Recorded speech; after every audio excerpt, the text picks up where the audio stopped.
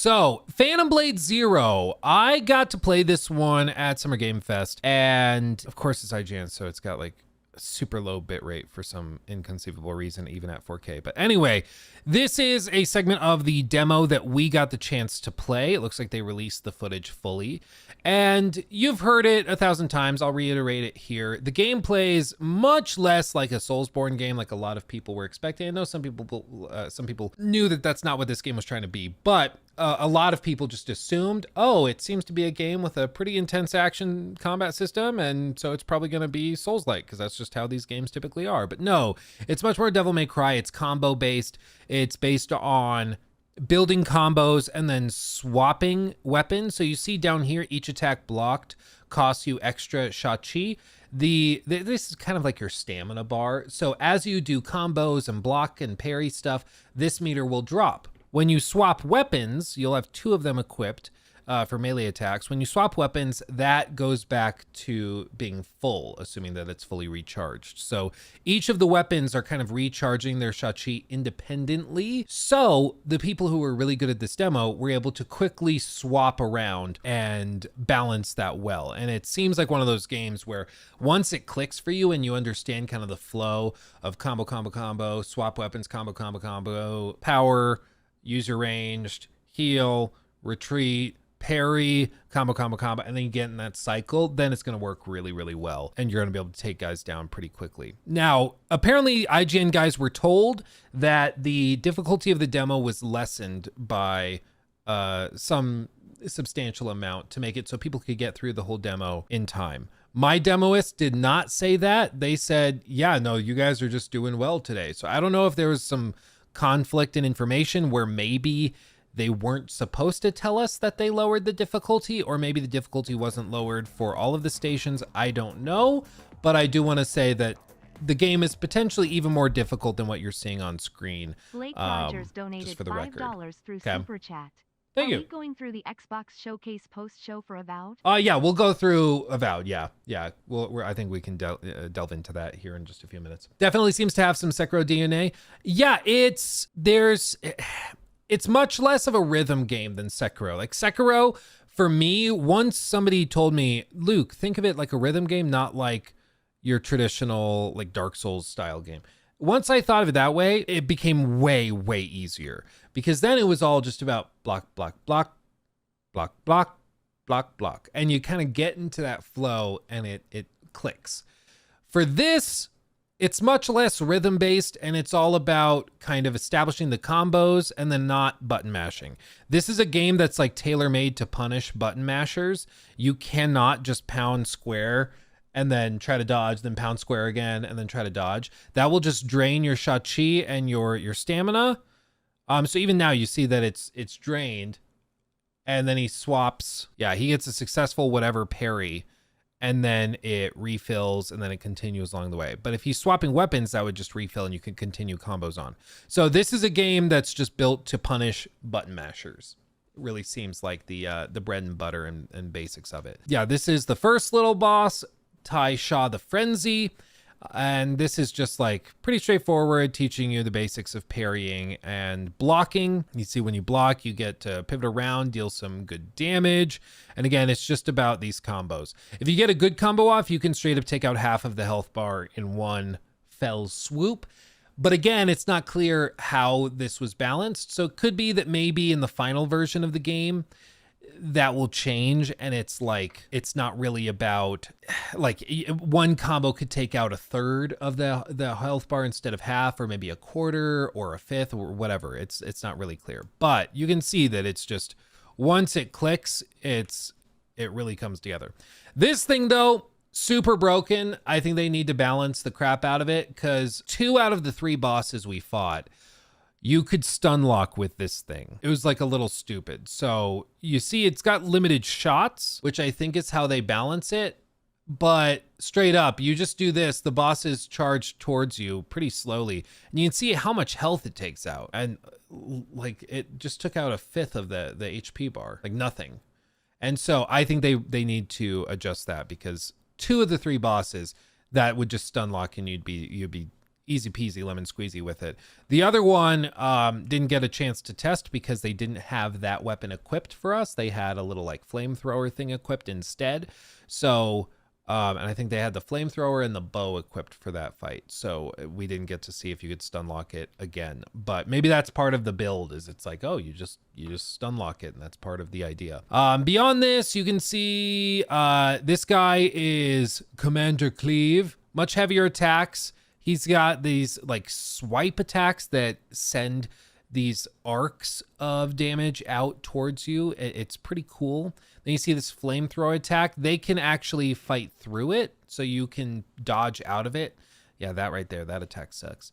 But it's a pretty straightforward encounter.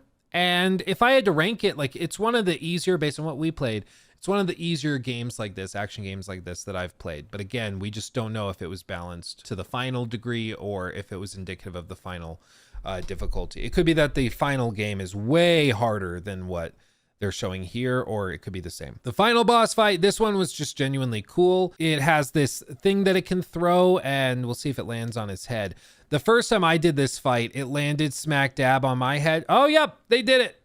So maybe it was scripted, because the same thing happened to me where it tracked me real close. So you see he throws it up in the air, and it also didn't stun lock him because he was already in the attack animation. And you see it follows. There's like a pillar of wind indicating where it's going to land, and it tracks. And I think he said you can perfect parry it. The dev said you could do that, but he said there was another way out of it. I think it's by jumping off of the pillars. It can't land on you if you do that. But with this, he said that there are some bosses that do have one-shot abilities, so just be aware of that. Dude, they got caught with it twice and they still published the gameplay? That's funny. Okay. I would have thought they would just cut that second one out, but nope. So with this, let's see if he gets caught a third time. There it is.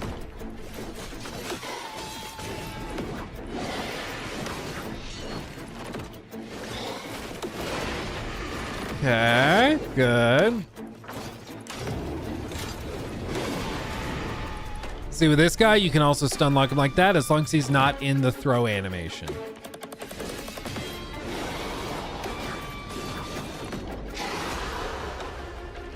But one thing I will say is it feels much less reactive compared to like a Sekiro. So in Sekiro, you know, you parry and you get the clang of the swords and you're actually like parrying and blocking individual attacks. With this, it feels like even when you are correctly parrying, he's still just doing his thing and you're just lowering the damage that you take. It's a small distinction, but it feels much less like you're blocking or parrying attacks by timing them properly, and it feels much more like you're just eating blows that are doing less damage. It's a small distinction, but it just feels very, very different. But it matches kind of how the player works, where the player will go and do all sorts of like crazy combos, and there's not a direct parry from most of these guys that can break you out of that chain once you've started the combo. They might be able to dodge out of it or attack you through it, but might not be able to actually interrupt it.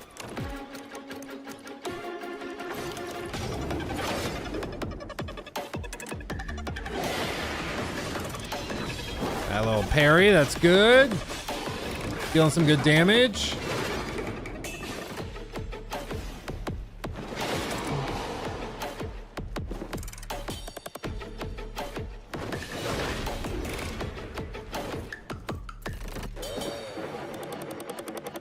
Let's see it.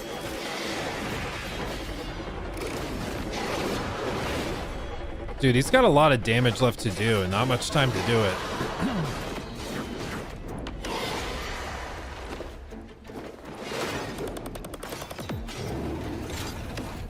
Skadoosh. See what I mean? How that just is kind of cheesy though? Yeah, and the music is very good, you're right. No way. Is he not going to actually finish the fight? No, he's going to try again. Okay.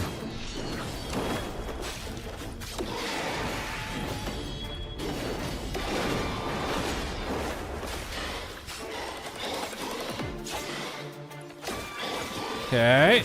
See what I mean? Like, look how much damage that combo just did. So this is where it starts, and then just watch how this health bar ticks down.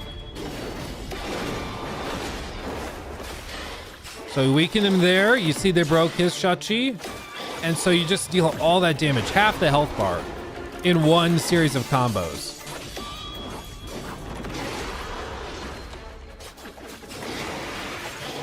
And now Cannon Blast cheese it. No, he's just gonna send it. There's the finisher. Pretty interesting, right?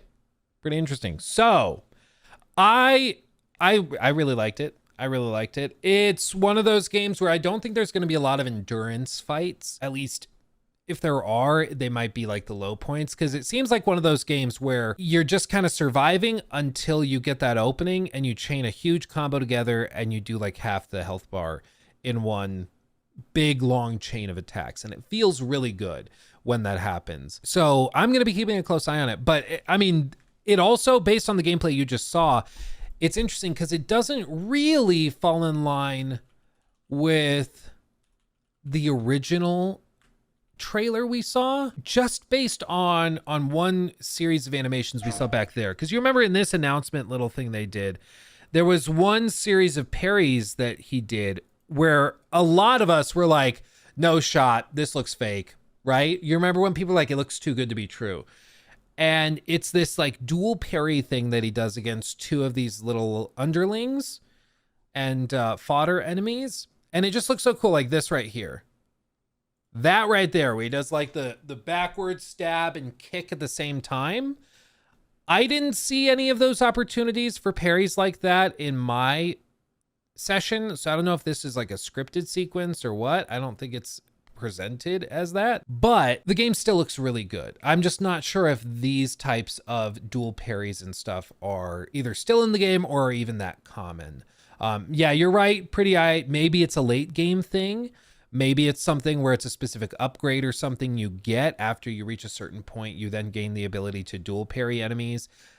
That very likely is possible. I'm not sure. I was surprised because I was expecting them to just spam that and be like, see, that's what a lot of the combat is. It's like all these crazy dual parries and crazy combo animations and stuff. But instead, no, they just were like, here's a solid combat system that's going to carry the game. And then there's also this flashy stuff on the side that you can find. And that I greatly prefer because the flashy animations are kind of a gimmick. Like that'll get old after a little while. It looks really cool initially, but you need more than that to make the game worth playing.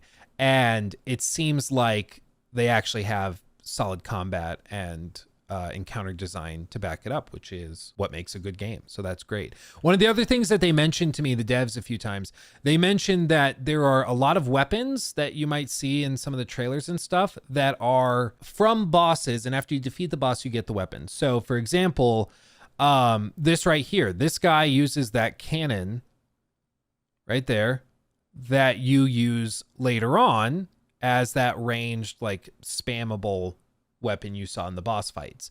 There's also in that other gameplay trailer thing they did. So one of these guys, I think it's the second boss, he's using a very particular weapon. So this blade that he has, Commander Cleave. In my demo, we were then using that same weapon. Yeah, he's using it here.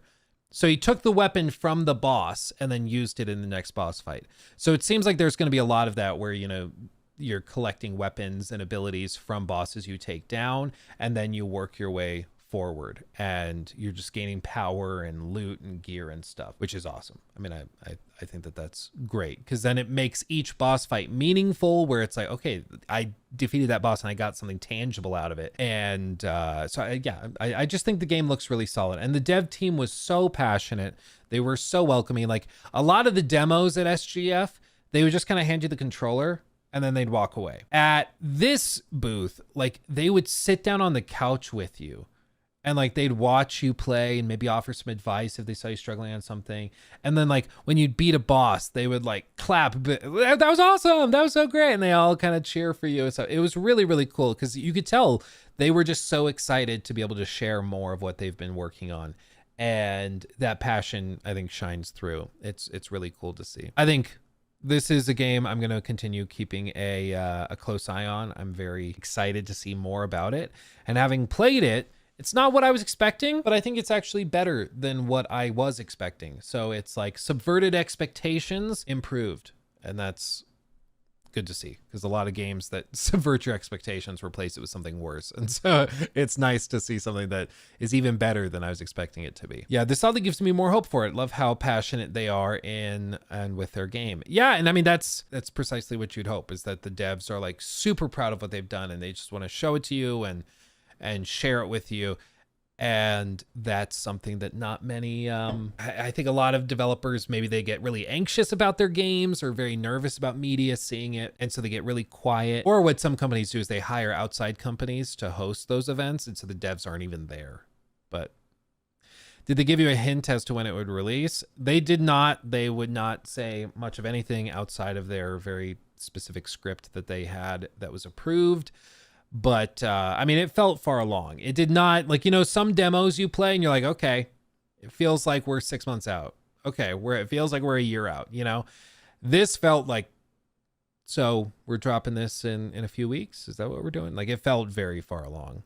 So that's good to see. I didn't get a clear vibe for like how equipment will work. I didn't get a good vibe for how long-term progression works or anything like that. They had all of those menus kind of locked down and all of that. Phantom Blade Zero, that's one to look out for. I think that's going to be a winner based on what I saw. And this is what's kind of refreshing, is so many of these games that we talk about on the daily, like even Avowed, we can make informed guesses, we can evaluate things and try to figure out what's going on with them, but at the end of the day, it's about getting your hands on it and figuring out how the game is in that way. And a lot of the time we don't get the chance to do that until much closer to launch. But with some of these games, we're actually getting our hands on them, and it gives us a much better idea of what these games are and aren't, what they're doing and not doing, what their strengths are and what their weaknesses are, so that you can spot them far enough ahead of time to maybe even give some feedback, because a lot of these games are at the point where you can provide feedback and they can actually make changes, which is awesome. That's exactly what you'd hope for. And a lot of these devs were asking for feedback. They said, is there anything like we should be aware of? How did it feel? Like a couple of them even sent out like a little survey where they were asking for feedback. So obviously, you know, you just shouldn't expect them to totally change the genre or something. But if you're like, hey, this attack animation felt weird, they can probably fix that type of thing. They can go in there and tweak things, which is awesome. So we'll keep an eye on it. He took my thing. Red flag.